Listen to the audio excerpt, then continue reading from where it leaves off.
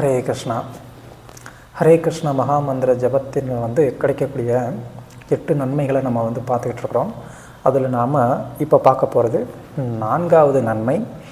அதை குரு ஸ்ரீபாத துவந்த பக்தி, அது 4வது நன்மை அப்படின்னு சொல்லி வியாசர் சொல்கிறார்.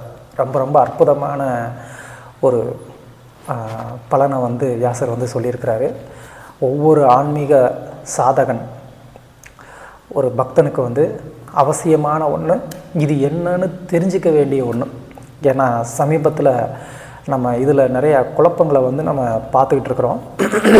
அதனால் இங்கே வியாசருடைய வாக்கில் இருந்தே நமக்கு ஒரு நல்ல தெளிவான ஒரு பதில் கிடைக்குது. அது என்ன ஏதுன்னு நம்ம பார்க்கலாம். அதை குரு ஸ்ரீபாத துவந்த பக்தி, ஒரு குருவுடைய அந்த தாமரை திருவடிகளுக்கு மேலே நமக்கு அபரிமிதமான நம்பிக்கை, அசைக்க முடியாத நம்பிக்கையை நமக்கு கொடுக்கக்கூடியது எது? ஹரிநாமம் அப்படின்னு சொல்லி இங்கே வியாசர் சொல்கிறார். அப்போ ஹரிநாமத்தை நான் ஒழுங்காக ஜபம் பண்ணுறேனா இல்லையாங்கிற அந்த ரிசல்ட்டை கிராஸ் செக் பண்ணக்கூடிய ஒரு ஸ்கேல் என்ன அப்படின்னு சொன்னால், குரு மேலே எனக்கு அசைக்க முடியாத நம்பிக்கை இருக்கா இல்லையா அப்படிங்கிறது. ஸோ இன்றைக்கி நம்ம பார்க்குறோம், இந்த குரு சிஷ்யன் இந்த ஒரு சிஸ்டமே பிரேக் பண்ணுறதுக்கு முயற்சி பண்ணிக்கிட்டு இருக்கிறத. நம்மளுடைய ஆச்சாரியர் பிரபுபாதர் அப்படிங்கிறதுல யாருக்கும் எந்த விதமான சந்தேகமும் இல்லை. அதை யாருமே மறுக்க போகிறதும் கிடையாது. நம்மளுடைய சம்பிரதாயத்தில் நமக்கு ஒரு பெஞ்ச் மார்க்காக நம்ம எல்லாருக்குமே ஒரு உன்னதமான நிலைமையில் இருக்கக்கூடிய ஒரு ஆச்சாரியராக நம்ம பிரபுபாதர் நம்ம பார்க்குறோம். அதில் நோ டவுட். ஆனால் கண்டிப்பாக இந்த குருசீட பரம்பரை அப்படிங்கிறது தொடரணும் அப்படிங்கிறது பிரபுபாதருடைய ஒரு விருப்பம் அப்படிங்கிறதையும் நாம் மறந்துடக்கூடாது.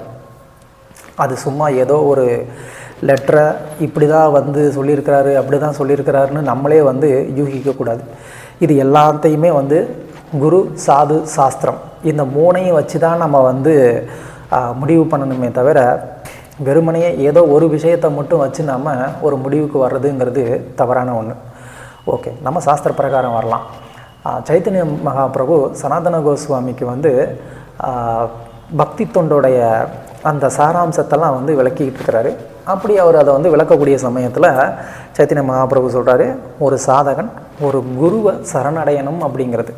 ஸோ அந்த குரு அப்படின்னு சொல்லும்போது கண்டிப்பாக அந்த குரு நேரில் இருக்கக்கூடிய ஒரு குருவாக இருக்கணும். அந்த குருக்கிட்ட சரணடைந்து அவருக்கு மேலே அசைக்க முடியாத ஒரு நம்பிக்கையை ஏற்படுத்திக்கிட்டு அவர்கிட்ட அந்த சீடன் தீட்சை வாங்கணும் அப்படிங்கிறது சைத்தன்ய மகாபிரபு சனாதன கோஸ்வாமிக்கு சொல்லக்கூடிய ஒரு விஷயம். பக்தி தொண்டுடைய 9 நிலைகள், 9 வகையில் 9 நிலைகள். ஆதவ் ஸ்ரத்தா, ஸ்ரத்தாலிருந்து ஆரம்பித்து அது பாவம் பிரேமை வரைக்கும் போகக்கூடியது. அந்த நிலைமையில் 3வதான ஒரு படிக்கட்டு என்ன அப்படின்னு சொன்னால், ஒரு குருவை சரணடைகிறது, பஜனக்கிரியா. எப்போ நம்மளுடைய பக்தி தொண்டு தொடங்குது அப்படின்னு சொன்னால், நாம் ஒரு குருவை சரணடைந்து அவர்கிட்ட இருந்து நாம் மந்திர உபதேசம் பெறும்போது தான் என்ன ஆகுது, அந்த பக்தி தொண்டு தொடங்குது அப்படின்னு நமக்கு சைத்தன்ய மகாபிரபு சொல்கிறார். ஸோ அப்படி இருக்கிற பட்சத்தில் நம்ம ஒரு குருவை சரணடையணும், அந்த குருக்கிட்ட நம்ம தீட்சை வாங்கணும். ஏன் நமக்கு ஹரே கிருஷ்ணா மகாமந்திரத்தை மட்டுமே சொல்லி நம்மளால் பகவானை அடைய முடியாதா?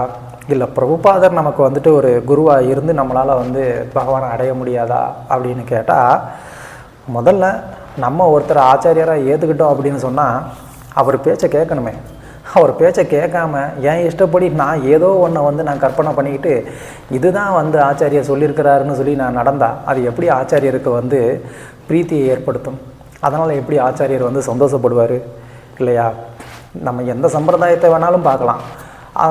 மத்வ சம்பிரதாயமாக இருக்கட்டும், இல்லை ஸ்ரீ வைஷ்ணவ சம்பிரதாயமாக இருக்கட்டும், எல்லாத்துலேயுமே அவங்களுக்கும் ஒரு ஆச்சாரியர் இருக்கிறாரு. அந்த ஆச்சாரியரை யாருமே அந்த ஸ்தானத்தை யாருமே எடுத்துக்கிட்டதில்லை.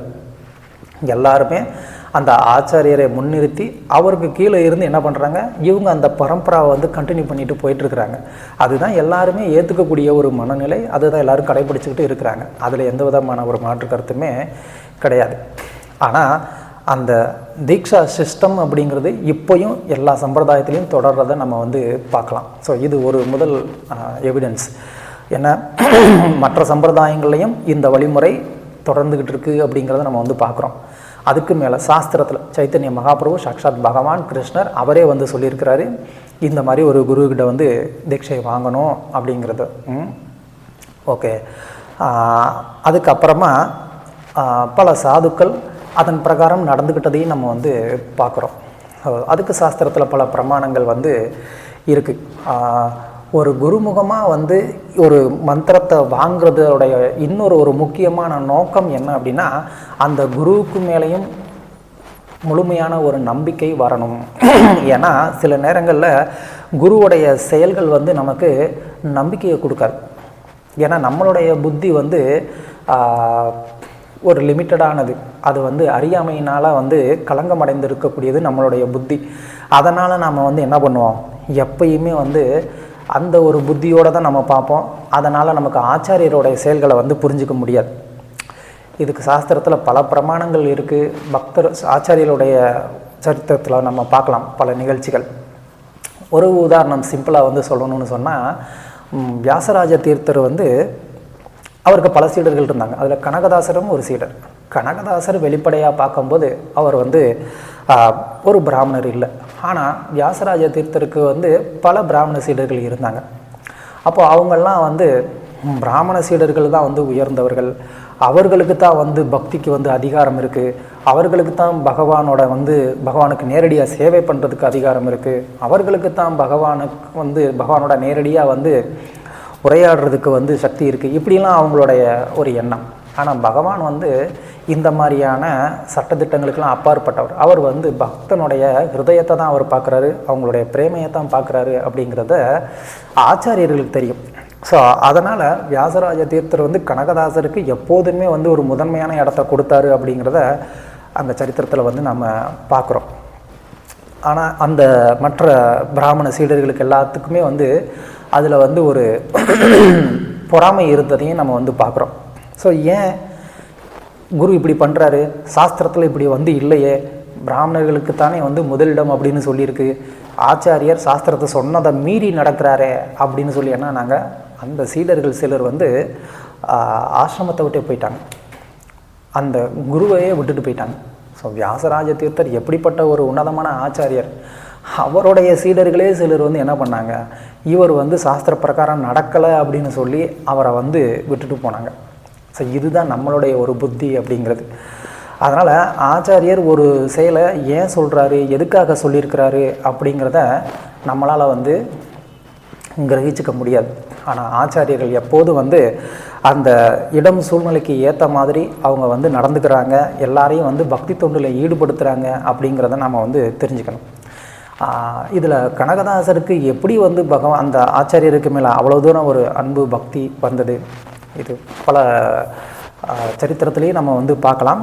அதுக்கு 2 ரீசன். ஒன்று என்ன அப்படின்னு சொன்னால், அந்த ஆச்சாரியர் பகவானுடைய பக்தியில் பகவானுடைய நாமத்துக்கு மேலே அவருக்கு இருந்த நம்பிக்கை, அவருடைய குருவுக்கு மேலே அவருக்கு ஏற்பட்ட நம்பிக்கை.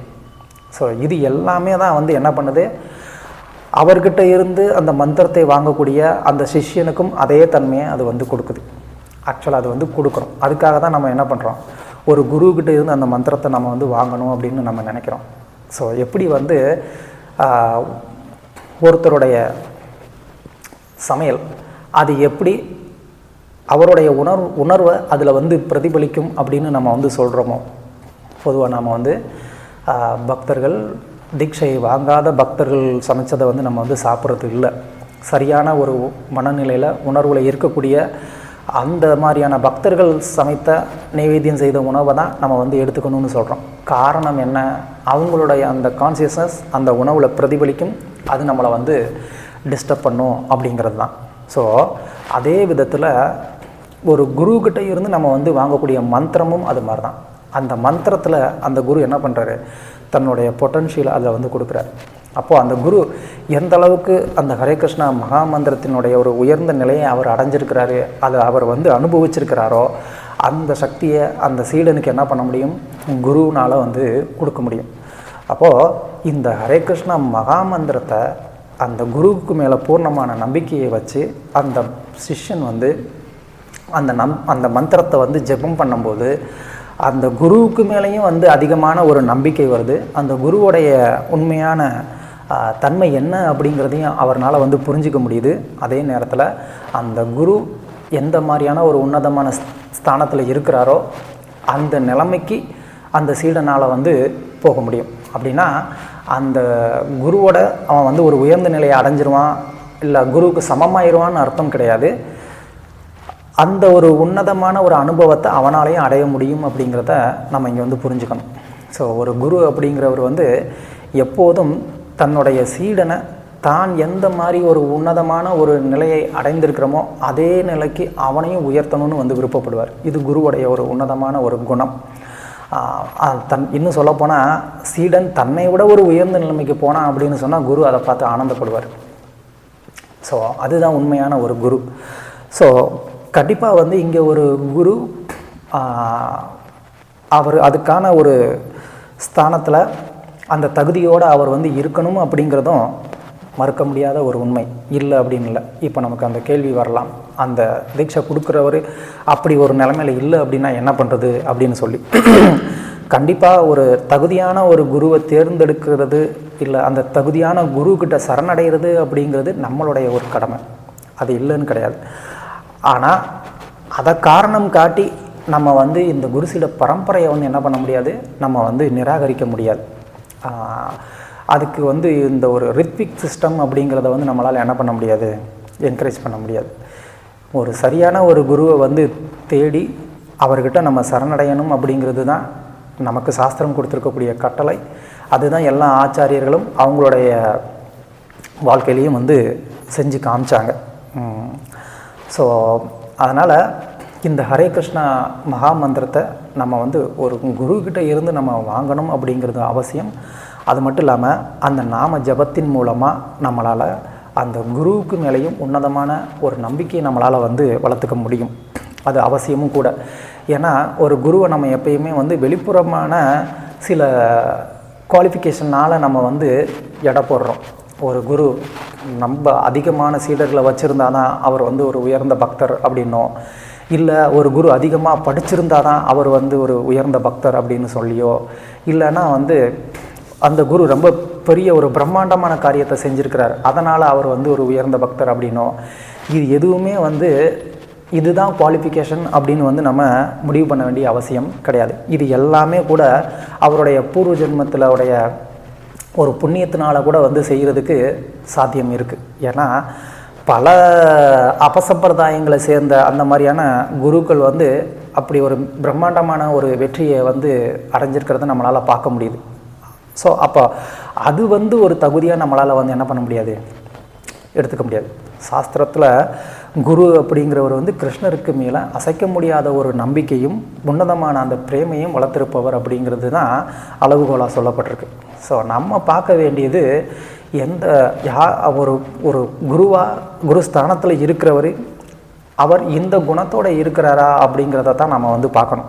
அவர் பொறாமை இல்லாமல் இருக்கிறாரா, சாஸ்திரத்தை வந்து நல்லா தெரிந்திருக்கிறாரா, சாஸ்திரத்துக்கு மீது அசைக்க முடியாத நம்பிக்கையில் இருக்கிறாரா, பகவானுக்கு மேலே உண்மையான அந்த பிரேமையை வளர்த்துருக்கிறாரா, பௌதிகமான ஆசைகள் எல்லாம் வந்து கடந்திருக்கிறாரா, இது எல்லாமே வந்து நம்ம பார்க்கலாமே தவிர மற்றபடி வெளிப்புறமான ஒரு வெற்றியை வந்து நம்ம ஒரு அளவுகோலாக வைக்க வேண்டிய அவசியம் இல்லை.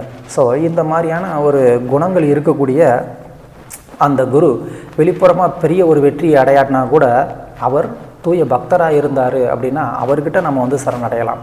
இது நமக்கு நம்மளுடைய ஆச்சாரியர்களே காமிச்சு கொடுத்துருக்குறாங்க. பக்தி சித்தாந்த சரஸ்வதி டாகூர் வந்து கௌரகிஷோர தாஸ் பாபாஜி மகாராஜ்கிட்ட வந்து என்ன பண்ணார், தீட்சை வாங்கினார்.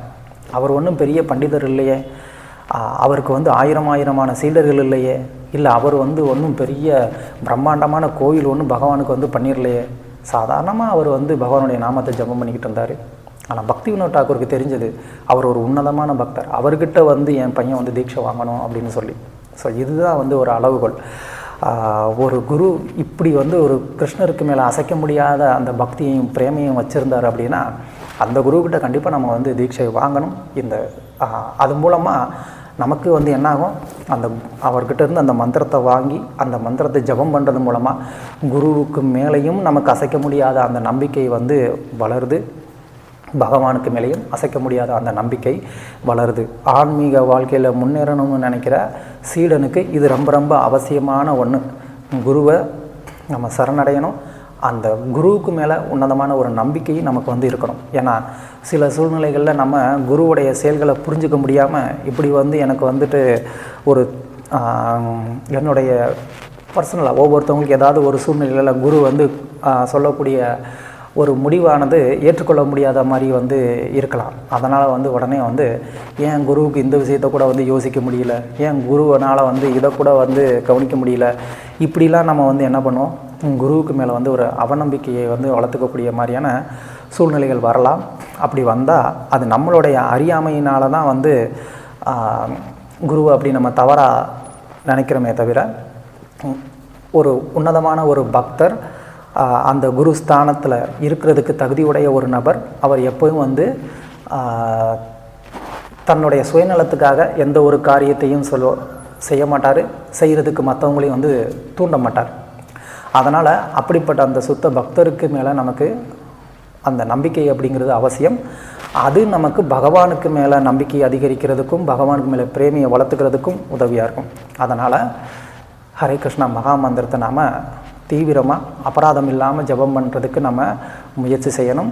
அதன் மூலமாக தான் நம்மளால் குருவுக்கு மேலேயும் கிருஷ்ணருக்கு மேலேயும் நம்பிக்கையை வந்து வளர்த்துக்க முடியும், குருவுக்கு மேலே அந்த அன்பையும் வளர்த்துக்க முடியுங்கிறத நம்ம தெரிஞ்சுக்கணும்.